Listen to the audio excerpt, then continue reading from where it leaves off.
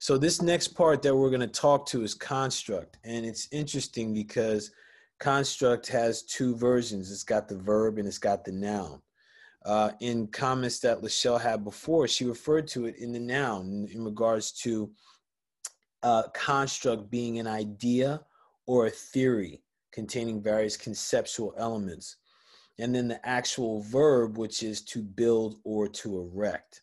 So in this piece, as we go, transfer, we're looking at construct in these three areas: empowerment, human rights or movements, and education. So I invite us here, and I'm going to put these. I'm going to put these in the chat. I'm going to hold this here for a moment.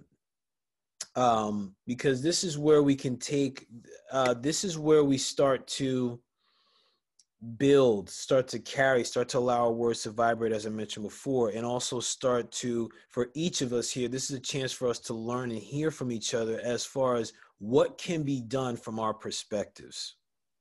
And I heard a lot of things so far in regards to things like thinking for self, common unity, our belief systems, our intentions, leadership, addressing mental health.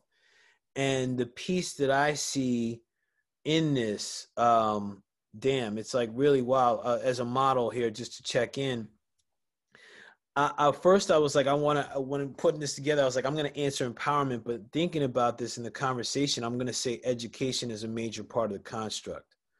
Because from what I heard in this conversation, while it is helpful to know the past, I'm thinking of what past is it helpful for us to know? Is it helpful? I mean, we already have the past, as Ivy mentioned, about the slavery portion, which is in all the textbooks. But what about teaching about the leaders and the kings and the civilizations that were powerful, strong, and abundant? Because if my thinking is that when we can start to address and educate the next ones about what our civilizations truly have been, the whole history, I think then we can create these pathways in our brains and in our belief systems and our psyches as far as building something different or continuing the evolution of our people. Because in my judgment, my view, I think it's been stunted over hundreds of years at this point. So that's my check-in. I'm going to add this in again. The three items are empowerment, human rights movements, and education. And as we did before, if there's another piece that you want to bring into this that is not listed right here, bring it in. All right. So I'm going to stop the share. I'm going to type these in here for us. And anyone is open to start the conversation. I can start it off. I know as a same gender loving male, I really feel like these walls that we have fought so hard to keep up when it comes to LGBTQ, I've been very, very vocal about that because we have purposely poisoned our LGBTQ community. And what's so sad about it is that it's basically a super glue kind of a format.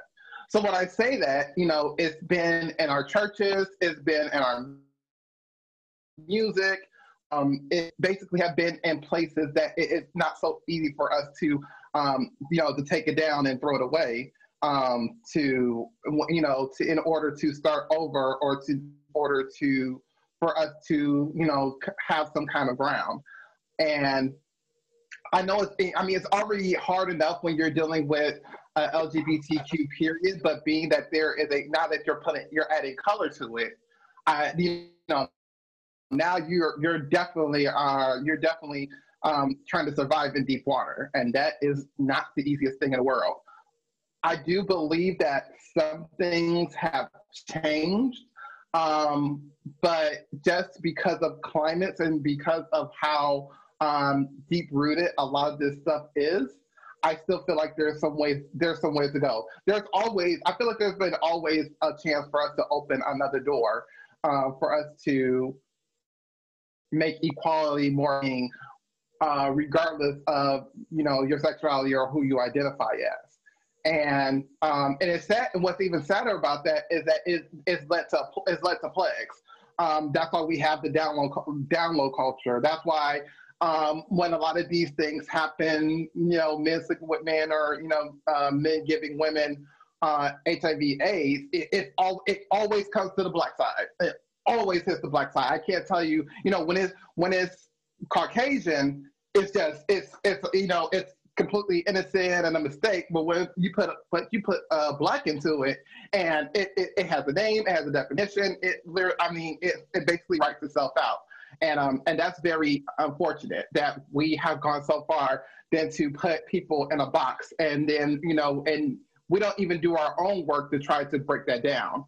But yet we want to get mad when another person does it, and it's something like cute and innocent, and it's something that nobody will remember. So speaking as a same gender loving male, going down the road I have about LGBTQ, there's definitely a lot of work that needs to be done, and we can definitely get there. Blessings. Thank you, Keaton. I just wanted to comment on the education piece. After I get my second turn to talk about empowerment, I will do so. But I just want to make this comment because, like I said, with the I statements, what I see in the Black community is that we have a history of being negligent to the ugly truth. So this is what I mean. In regards to leadership, when we talk about Malcolm X and Martin Luther King, now we have to separate these two Black men in their respective positions. But one thing that I can say during my own history on Martin Luther King is that during the time of the Civil Rights Movement, in order for him to start the SCLC, he needed funding. And he actually got that funding from John D. Rockefeller. John D. Rockefeller is one of the biggest racists that we've ever come in contact with. He is the one who distributed the North American Education Administration, to which we learn all of our public stream education from. So when I think about these things and the type of people who have rubbed elbows with people who have been against our collective cause to rebuild, I have to start to ask these questions. In regards to education, one thing that I know about Afrocentric education is it has to be defined, or the new adoptive way or ideology that we teach our children.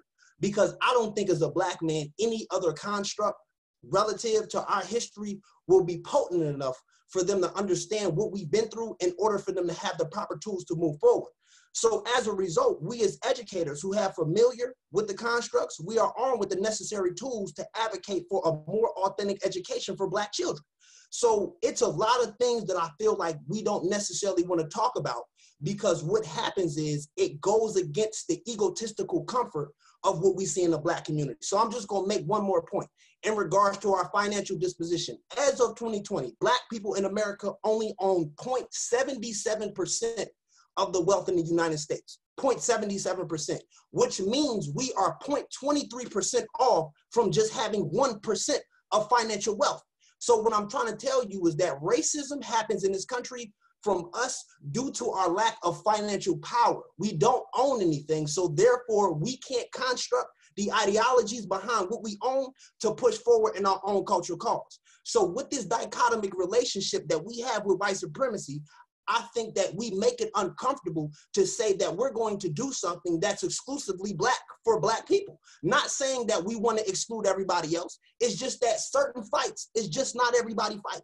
Even when you go back to the Black Lives Matter movement with that white kid who just shot those 2 kids at the protest, it's because we feel comfortable allowing outside races to participate in our collective cause when they were not a part of the struggle of our collective cause. So I think until we have, like I said, a common unity amongst Black people to move forward in a direction that is only beneficial for Black people without being treacherous to other people, we will continue to have the conversations without getting anywhere. But we have to get to a place where we discuss things that are uncomfortable to get comfortable. That's just like working out. When you're working out, it don't feel good, but the results of it is what you look forward to. So we can continue. Truth. And oh man, bless up. I'm feeling what you're saying right there. Mm-hmm. I want to, we have a new question. Okay. Somebody else. I want Blocker, if you could check in, say what your name, where you're calling in from, and what's interesting about this topic before we carry on. Welcome, brother. Thank you so much, Paul, and greetings to everybody that is on the call. Name is Blacker. I'm Lule Expander, calling all the way from Joe Hasselbeck, better known as Johannesburg, South Africa. Yeah, in Africa. Feeling blessed and feeling to be here. My interest, I think it's the same thing, man. It's the regular trademark, you know. I think Black people are everywhere, marginalized people are everywhere, people who don't have power everywhere, and I think it's the concern, like Fela Kuti said it, man, you know, it's a regular trademark, like what my brother was speaking about racism also being a systematic, a mechanism of internalized oppression, where even the oppressed becomes the oppressor, and yet still it always comes back to that. So my interest is the construction part, you know, how do we redefine and how do we dismantle what we've been taught that we are and go back to what we are, reality, from what we know ourselves to be, not what we've been told. But how do we do that? And also realizing that we live in an inclusive world where there's certain pieces that we cannot move because they're already existing. So how do we exist in this whole global community of everyone, but also catering for ourselves and caring for ourselves and taking pride into ourselves, but realizing that we could also influence the Chinese, we could also influence the Germans, we could also influence the English and everything. What is our value? What is our integrity? What is our essence? You know, that's my question is, as Black people, as people of color, what is our essence? You know, that's what I'm looking forward to. I know my past, what has been shaped like out of it, and there's nothing that I can do over that. But what I can do is to erase history, which is his story when you break it down, and write my own stories and redefine my own legacy. And so that those who are coming after me can also be able to carry the baton, because I think I'm very fortunate enough that even if I'm in Africa, I went to school.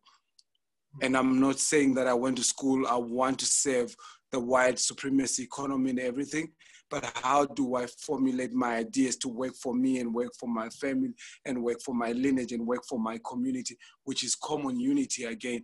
And how do I become relevant in this society that is existing? How do I, as a Black man, also invest in a company?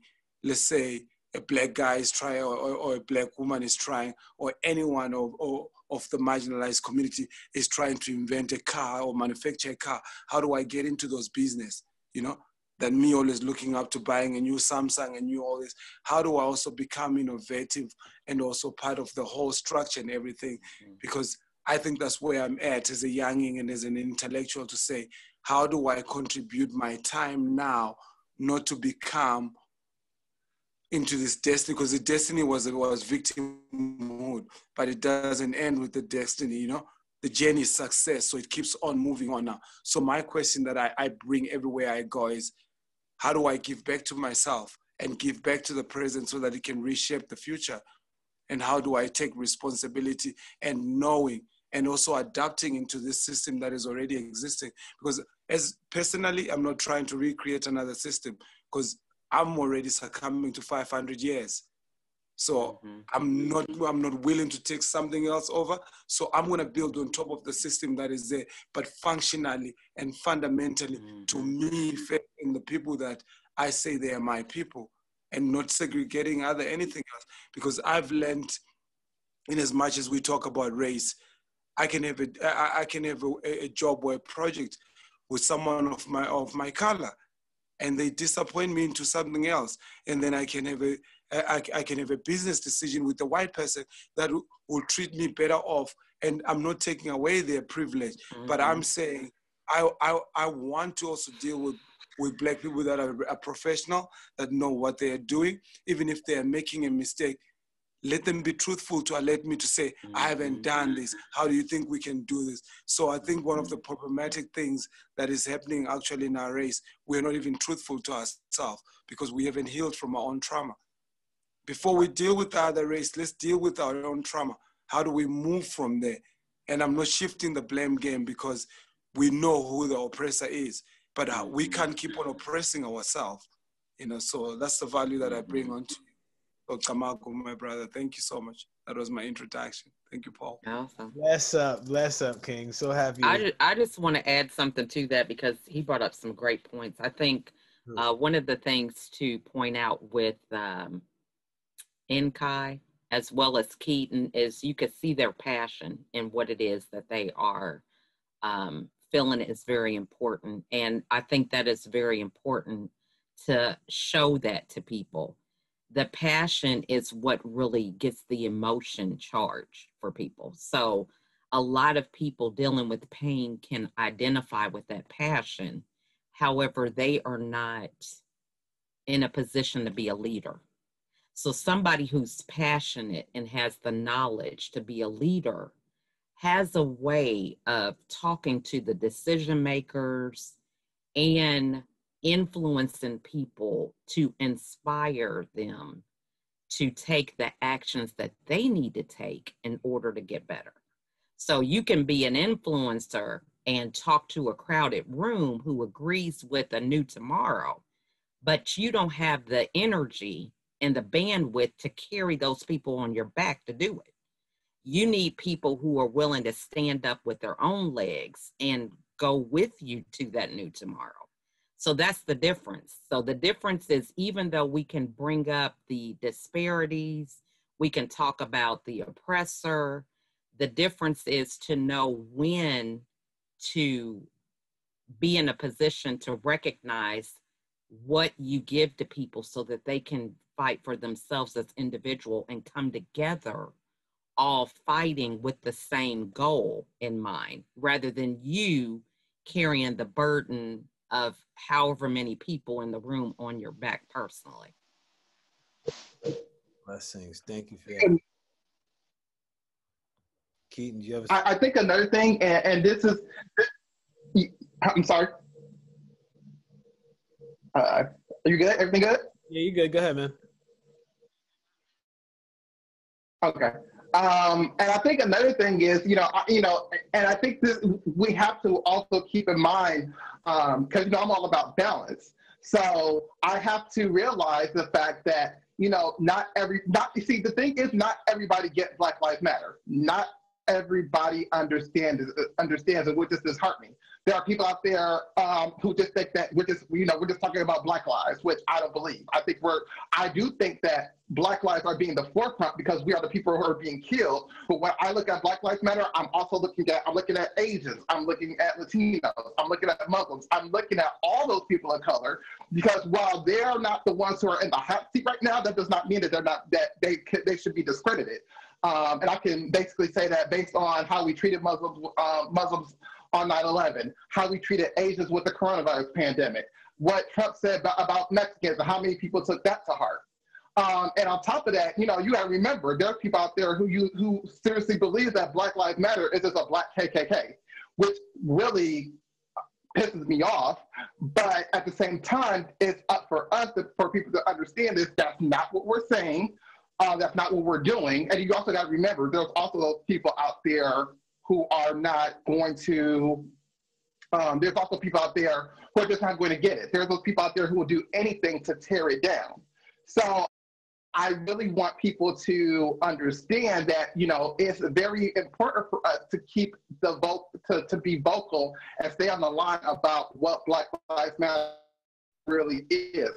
Even if our own people, have questions about it, because there are, even we look at it and be like, okay, what is this movement really for? And I feel like that's fair, but please know, like, the overall message about it, which is basically what we've been saying since we dealt with Trayvon Martin. And then look how it just basically has escalated now to George Floyd, Breonna Taylor, Ahmaud Arbery, Jacob Blake, and I can't think of that last one. Forgive me. But I really think that it's important for us. It's important that we let people know that this is not a special treatment kind of a group. This is a group that just are asking you to stop hurting us because you're doing it too much and it's gotten out of control, especially with people who are running things and feel like that it's okay for them to do it because it's really not. So is what you're saying, is that on the human rights perspective as far as the construct within the BIPOC community? Is that what you're saying, or is this more of along the empowerment? Which one would you label that under, or is it under something different? I mean, I do believe that it's under the empowerment or the human rights. I'm gonna say human rights because basically that's what this is. This is a human rights issue, and the thing about it is like I said, we're not excluding anybody, and I even give credit to the Caucasian people because there are, you know, we can't leave them out because there are Caucasians out there who are actually understanding the movement. So even, you know, I know that's going to be a very unpopular opinion with people. But if they understand 100% what it is and they're out there marching us, they need to be included with it too. Just like we're going to include the Asians, just like we're going to include the Latinos, just like we're going to include the Muslims. It needs to be, you know, what we sing louder when we are all one accord. And that doesn't, and that shouldn't even be a racial issue. That's just a human issue. And thank you for that. In what you're saying resonates, although what's coming to mind is that, for me anyway, and I'm interested to know what other people think about this, for us to really be in alignment with other communities or other backgrounds, ethnic backgrounds, is that common unity that I heard Nkai Ali speak of and Blaka speak of. I think, Lachelle, you spoke of it as well. Thank you, Lachelle, yeah, definitely get on that podcast. My thing is, like, for us, what is it for us that gets us on that same space so that we can be one unit? So now we can direct and say, listen, this is what we need in our community, or like, this is what we're doing in our community. If you want, this is how you contribute in our community. So I'm interested in people's thoughts on that, or on what we're talking about with the construction. My personal. Can you repeat that again? Repeat your prompt. Well, I was curious on like the thought of our common unity, right? Before we connect and have other people support us, you know, I'm interested to know your thoughts on what is, you know, do we have other people support us, or do we focus on what we want first? So now we can direct others in how they can support us. So you can respond on that, or on the general construct prompt. So Nkai, if you have something, and then Jerome, if you want to comment, or vice versa, I'm open to either.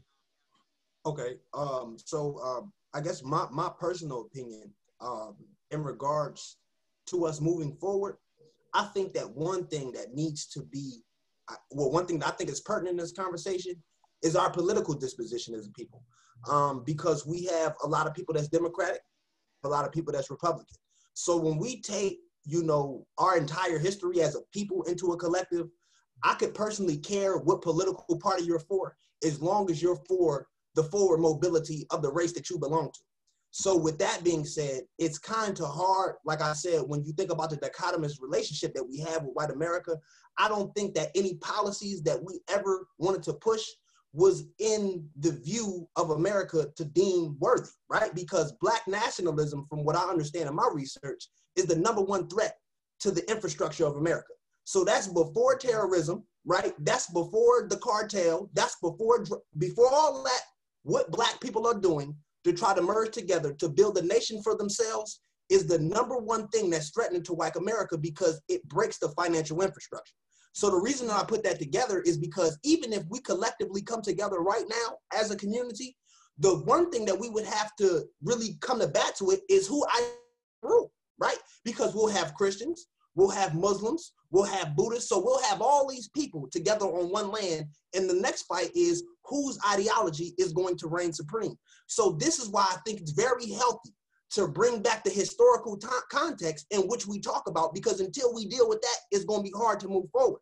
Now, I just wanted to make one last point. So my one last point, like I said, in regards to moving forward, in regards to our education, we have to get a more thorough conceptualized idea of what that looks like for our children, right? What areas in which do we educate our children? Because I see this thing in the Black community where it seems like anything that you want to do right is outside of the normal constructs of thinking. Like, for instance, I remember when the not snitching thing was very popular in the neighborhood. Now that's controversial to me, because if somebody shoots and they hit my nephew and I live in the community and I'm trying to figure out who did it, since we have this no snitching policy, one of my family members is dead and the person who's seen it on my block don't want to say nothing because you want to uphold the street code until it happens to your son. So it's like those types of things. My other question is, do we encourage positive professions? Like Miss Lachelle Atkins was saying in regards to basketball and football. But do we encourage our kids who say that we want to participate in the police force? No, because that's where that non-snitching thing comes from. Do we encourage our people to participate in being legal advocates? No, because then you're working for the cops. So we systematically destroy each other in the ways, in areas that can possibly potentially move us forward. It's almost like we advocate for negative affirmations through the media. I think that Valet was saying that earlier in the conversation. For instance, I had this problem with this new song that Cardi B came out with, because in the early 90s, when rap music was taking its turn into degrading women and popularizing gang life mentality, what women were saying was that this music is now self-destructive. So now you telling me 30 years later, you take the same things that were destructive and you use them to empower yourself. So before it was wrong because you was called the B word, now you the baddest B word. Before it was wrong because you was called the H word, now you got to be the baddest H word. So this is what I'm saying, the abusive relationship that we have together in the Black community. You know, when somebody getting abused, they go back because they feel like the abuser has some type of right to do what it's doing. So this is why it's hard to speak up on things like this in the Black community, because the first thing they're gonna tell a young man like me is, oh, you talking too much or you should shut up, because that's not the popular norm. So we have to move forward in that direction before we can, I guess, idealize some type of euphoria where we escape white supremacy. So that's all I wanted to say moving forward. Bless up. Now, can I say something with that? You brought up some good points. I mean, hey, I don't know if I could have enough time to talk about all of them. But one of the things that I would say is, this is the thing about the anger and us being displaced with that, because we look at two people and assume their reality is the same, even the people that are on the block. So if you're not snitching, you don't know what these people have to do to survive, because we don't know what their situation is. The whole thing is that we're not dealing with apples to apples, and we have been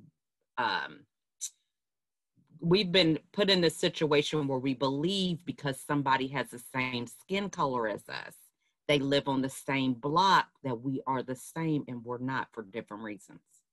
So we don't know what's going on inside that household. If that mom is strung out on drugs, and I'm not saying that in a negative sense, but that's somebody's reality, that their mom is on drugs or whatever the case is. Some of these truths about these stereotypes that they claim that we have, some of them are true and some of them are not. So then we also believe that when this happens, that we're dealing with everybody who would react the same way. And this is the difference with education. So when you come to the table and you say, hey, you know what, we want this, first we have to figure out who's at the table, you know, because not everybody's eating meat. I'm vegetarian, okay? So my thing is, we have to understand, okay, what are you bringing to the table? Just like this discussion, what's your view? How do you feel? So that we can first decide what it is that we collectively want to fight for. And those that don't have the energy, then they can continue to get educated to move up to a higher level of whatever it is that they feel that they want to fight for. So I think the first thing is to recognize you have a platform and you have a voice, and you could be talking to people that they just, I don't care how crystal clear you make it, you talk in a foreign language, even though they look like you, they dress like you, they listen to the same music like you, they are not thinking the same, because it's mindset. There are things that you have experienced that allows you to express yourself in the manner that you're doing it. So I would encourage you not to get discouraged by talking to the wrong people and using your passion in the wrong avenue. So, you know, you want to keep your passion, but you want to be able to continue to focus it in areas to where you will get those people that will willingly come along and understand, and they'll be asking you, hey, how is it that you're able to not be upset when you're saying these different topics? You know, my man over here got shot and you sitting over here talking intellectual, right? Because people will make you feel something's wrong with being able to communicate with people instead of using violence. So we have to recognize that we have to be the light bearers and speak and advocate for the people that other people are not going to listen to. Because if you have too much anger, nobody is going to listen to what you have to say. They're going to shut you down. So you have to try to find ways to where you can bring out the commonality in a way that allows them to introspect for themselves and say, you know what, he's bringing up a point that I don't understand his point because I'm not Black, but I do know what it feels like if I'm a female and I'm not paid the same rate as a male who's doing the same job. Let them have that introspection for themselves, and then they have their own passion that they're going to follow you with. And you just bringing up examples. I hope that made sense. Yeah, it did. Yes, it did too. Thank you. Thank you for that. I just want to give a heads up because right now we're at 5:46. There's a couple things I wanna dive into before we head out, and I think we may end up going about 5 to 10 minutes over. I just want to check in with everyone to make sure that's okay, or if anyone's got a hard stop at 6, if you can let us know, because I want to make sure I communicate some things. And Kai, you got a hard stop at 6? Oh no, I was just saying I'm thumbs up. Okay, awesome, excellent. Because Ivy's got a piece that I want to make sure he shows us, because this is going to be part of the way that I think personally that we can be able to stay connected with each other and also support each other in this connectivity and moving forward and this common unity. So I want to make sure that Ivy has a chance to show that and also get some feedback. I want to give a couple more minutes to dive into this piece, because Lachelle and Kylie, you guys brought some powerful pieces into this. You as well, Keaton. So I wanted to check in with Jerome, Blaka, Valet, James, Sophia. Any comment you want to add to what they've said, or to that construct piece that we started off this portion of conversation with? No, I'm just praising everything that's going on, and it's true facts, and I can relate, and I'm here to listen, and everything's good on my end. Thank you. Oh, blessings. Thank you for Sophia. Thank you for being here. Same Valet. Thank you. James, Jerome, and Blaka, checking in with you all if you had any comments. Peace. Yo, I like this is going, man. And I'm just beating myself up to say I didn't have internet connection until I wish I was here, but I'm glad I found some. The sister that spoke earlier on, I love how you drew the line of realizing one's anger and understanding that anger is an energy which can be converted and made to understood by the body when the body is present with itself. I used to have it difficult like that because my passion was mistaken because of anger, because it went to a point of trying to prove a point.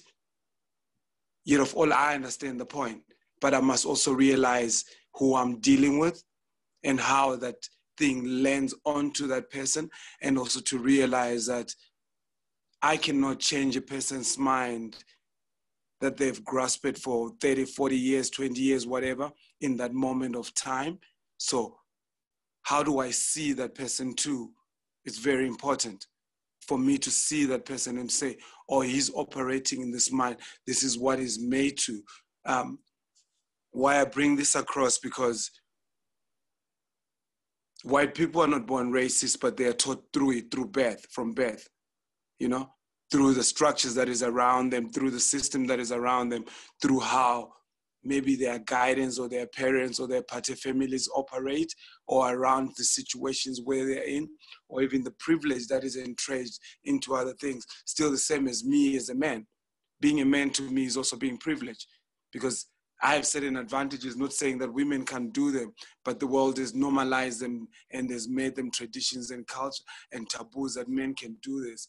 I remember I was telling a friend of mine that there's a place where I can walk at 10 p.m. at night and I'm cool with my boys, you know? But my girls, my friends and everyone who who are female, they can't do that. Even during the day, they can't do that because of how the things, the Pandora box of the system has been created. So a friend of mine said in another format, he says, killing Black people is also a bigger strategy marketing tool for white supremacy. And I got to understand it at a later stage.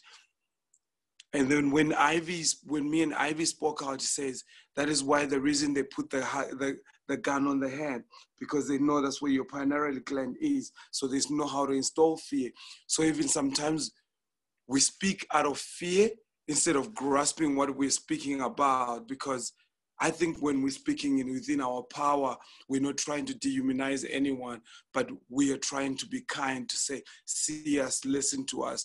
We hear what's happening, we see what's going on. We know how you've been operating, but can you see it from this point of view so that the other person, even though they're stubborn, when they say, better if, what Blacka said, and I think this is this and this and this. So for me, I think, sister, I want to say thank you so much for making me realize this point that I've been struggling with, speaking within my power than speaking from an anger point. Because an anger point for me is like when you're in your head, you know, but when you speak from your heart and your soul, you are able to connect with the person that who is not your liking, who's even your enemy anyhow, because you have to convince them through your aura and through your actions, in as much that you are worth it yourself. Because one thing I realize about white supremacy is that they like it when you dehumanize them, because that's their operanda mundus. That's how they do. So we need to shift also that, to say, how do we say certain things like this and build the other part? Because now we must understand that they've been indoctrinated, they've been fed, and they've been made to believe certain things like this. And some of them, as it's become traditions, like as me as a man. So I must really understand from my point of departure, how do I catch the crowd, or how do I catch all these people out here? But at the same time, I must also learn to breathe and take care of myself, because I need to also deal with my internalized oppression so that I can speak from my power. That's one of the biggest things. And that's one of the gifts that needs to happen in the current times, to say, as we are marginalized, or Black people or people of color, how do we speak within our power? And I can tell you that when you speak within your power, you're not bruising anyone, but your truth might land in a certain way, but you are building somehow, somewhere. They got to understand. And for me, I think the only violence that is there is to dismantle the system that has made us to think we are lesser of beings. Soon as we know our worth, we won't see validation from certain systems, so that when we operate with those certain systems, we know who we are. So we don't need to be told what we are, where we're from, and what we're about. So I'm very grateful. Thank you for that, Paul. Yeah. Shay, bless up, man. Man, this is, wow. I'm so happy we have this. This, man, look, we got a replay, we got a recording. Thank you, Dirk. Thank you, everyone, for joining us. We're going to do a quick checkout so everyone could be heard before we wrap up. And the checkout is going to be name and what's an insight that you're taking away from today that you want to carry on going forward. And to model it, Paul, calling from Summit, New Jersey. To me, the insight is that there are people that are concerned and committed, and that gives me hope that things are going to happen, especially concern and commitment towards our youth. Because I got 2 young boys, and like, listen, they're a future for me. So I'm out with that, and thank you all for joining. I'm going to call out some people so we can keep it moving. Sophia, let's start with you, if you have a checkout. I'm sorry, I'm in the car now. It was a good webinar. I enjoyed every piece of it. One piece that I take out with me is hopefully we can make a change and build something better for our children, because they are our generation coming up, and we need to be out there voicing everything and making sure the change happen come November. Blessings, Sophia. Thank you. Blessings. Yes, thanks for being here. Blacka, Give thanks, King. What I take out from here is to reconstruct together, and that to know that it's possible together, and to master how to use my anger so that I can be heard, because I need to be heard so that the things that I want to change and the things that I want to bring across does not land in any bad way. So I take out that, and to more gatherings. Blessings to everyone. Yeah. Thank you for being here, Blaka. Lachelle. I learned that many of us are all moving, and we're running the same race, all carrying batons. So in some aspects, we don't need to be judges, but coaches to one another. Lachelle, thank you, Lachelle. So happy you're here. Valet, I don't know if you, wouldn't that be cool if the video, if the audio work now? I'm like, oh, Chunk. If you want to put in, thank you. Learning so much, love the passion. I'm taking away that we need more discussions like this. Safe space to embrace each other, driven with compassion. Blessings, and thank you so much for being here. Thank you. Jerome. Yeah, grateful to be a part of the conversation. I am so upset I had to step away for 5 minutes. It sounds like things were really good when I had to step away and have a little minor emergency in the household. But the other thing, what did I learn? I think I've been learning to be more strategic about my gifts and my passions and my time. But I'm also learning from here that it's also good to build in time where I'm just around a diverse group of people. I mean, I've heard different perspectives, ideas tonight, and that's also as important as being strategic. Just remaining connected with these different voices, it's a blessing. So. I'm so happy you're here, man. Thank you for being here, Tron. Ivy. That I've learned that there, yeah, right, Vermont. I learned that there is passion out there. People are awake. People are moving, and it's like, you know, once a body's at rest, it remains at rest, and that this community is no longer at rest. It is bubbling. It's beginning to simmer, and the question is, what are we going to make out of it? And I'm sort of, you know, really glad to be going for it, however that looks. I'm just taking a look extra. I shared a line with someone, whatever, but it's a line I heard that I don't know what the future holds, but I know who holds the future. You know, so in a sense, just taking action of any type and shifting the vibration in any small way is going to bring about change. And the passion and the people that I see collected here, it's going to happen. We may not control the outcome, but we're not standing still, and we are connecting, and that fills my heart with joy. Thank you. Blessings, Ivy. Thank you for being here, and thank you for sharing. Thank you for your work and your service in the site too. It's outstanding. It continues to get better. Yes. Nkai Ali. Yes. So in closing, so one thing I just wanted to make a comment on. I love the energy. Just wrapping it up. I see that everybody's leaving here in good spirits. And one thing I just wanted to say is that I just want to just pay homage to you guys who run the panel, especially you, Paul, Mr. Ivy, Miss Lachelle. The reason I say that is because as a young man, I've learned in my spiritual journey to pay homage to those who came before you. Because without the work that y'all do, I wouldn't have a platform to talk to the youth. So it's just, you know, at my position now, it's just that I have to take the steps forward to engage young brothers like myself to come on along the way, because you guys have already paved the way for what we're doing. So I just want to, like I said, thank you for bringing me on. And I just hope that we can make this website what we need it to be, with all the individual participants as well. And I just think that this is the first step. Like I said, you know, we live inside of America, but it's certain systems that Black people have that we can initiate on our own regime to move forward. Like if Paul is the one that's going to initiate the conversations, let him be that. If Ivy's going to be the one that participates and helps kids learn IT, let him do that. If Jerome is going to teach the kids how to make books, let's do that. Because collectively, when we all put our minds together in individual pieces, this is how we build a collective unit. Whatever it is that you expertise in, bring that to the forefront, and then we can move along with doing that. So thank you very much. Thank you very much. Bless You it. have my vote for president. Yep, mine too.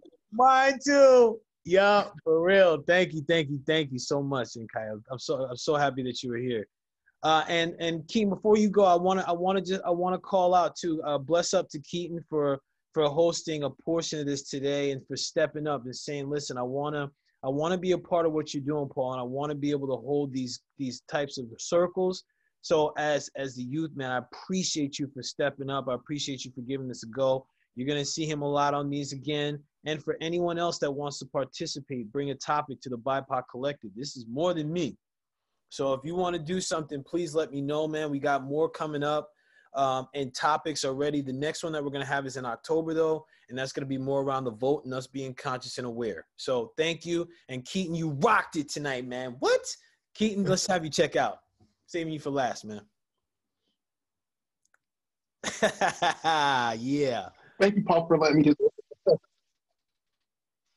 Thank you, Paul, for letting me do this. It was an honor. I always enjoy these calls because it just, the way of thinking, in this call just completely shifts to what we usually hear. And I think that's a great thing because we definitely bring a different kind of style to the table, and that's important. I do just want to point out that, I understand we are trying to do this for, the people after us, but, it's not even just that, it should be for us too. I'm only, I'm almost 33, so I still got a lot of life to live. And after going through this pandemic, it's just about learning to, appreciate life more, enjoy life more, do more with life. So I want us to kind of see this as not just for, the people after us, but, even us, because we deserve to see something good in our life before we leave this earth. And I also, this is just me, but, I also just want this to just resonate with the other minorities, because like I've said, we're basically the face of all that's happening, but that doesn't discredit the fact that, there are other people of other backgrounds hurting. And so I want to use this as a way to really understand, what does it mean to be Mexican? What does it mean to be Latino? What does it mean to be Asian? What does it mean to be Muslim? Because they deserve to be heard too, and they deal with their own battles. So that's what we are trying to, heal and do better in our own community. We should also pass that on to the other communities, because I'm all for walking with anybody. I'm all for walking with everybody, despite who you are. That even goes for the Caucasians, whether you're Caucasian, whether you're Black, whether you're a Latino, whatever. If we took the initiative and walked together, do you know what we can do? We can get the opposite of what we have been dealing with these last 4 years. It can speak a lots and lots of volumes. So I really do want us to kind of learn to listen to the others, because their stories are important too. Just like our story is important. Every story is important. And when we listen, it's basically what Oprah says: when we know better, we do better. So let's do better for our other people of color, because they are worthy of their stories too. So thank you guys. I can't wait for the next one. Bless up. And the next one, I believe, is the next one we got is October 19th. There'll be news in the recordings that are sent out. Thank you, everyone, for being here, for the time, for the energy. I know we went over. Thank you for spending this time. It means so much we just created something, and we continue to. So thank you all. Thank you for being here. I appreciate you all so much, more than words can express. And looking forward to seeing you all on the next BIPOC Collective discussion. Be well, everyone. Thank you. Stay blessed, everyone. Blessings. Blessings. Thank you. Good to see your face, girl. Yeah. Thank you, everybody. Thank you. Blessings, everyone. Peace.